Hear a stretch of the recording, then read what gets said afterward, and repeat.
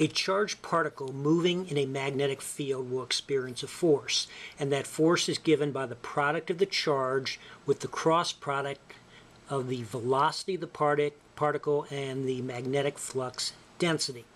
So if the particle is not moving relative to the magnetic flux density, there is no force. And the force is going to be at a right angle to the direction of the velocity and the direction of the magnetic flux density. Now, this is not a derived equation. It describes experimental observation. And I am going to demonstrate this force now. Okay, I happen to have several of these thin disc magnets, so I put several of them in a stack. So this you can think of as just one larger magnet of this shape and size. And I'm going to attach this magnet to the head of this screw. The screw I will then attach to the battery, and I'm going to use a wire to attach the positive terminal of the battery to the side of the magnet here.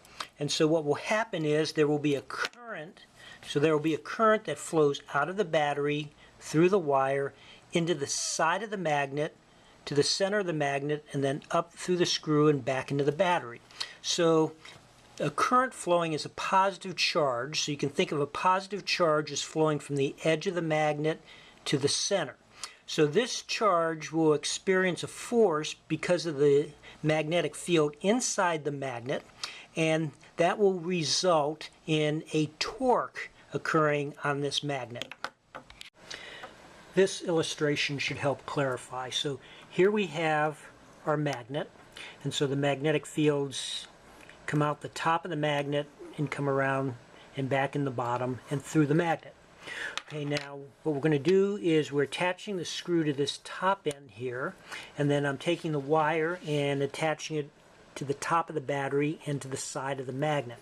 So the current flow is going to be from the edge of the magnet to the center and then up through the screw.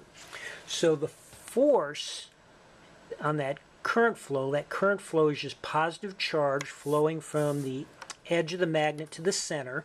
The force will be perpendicular to that direction and perpendicular to the direction of this magnetic field.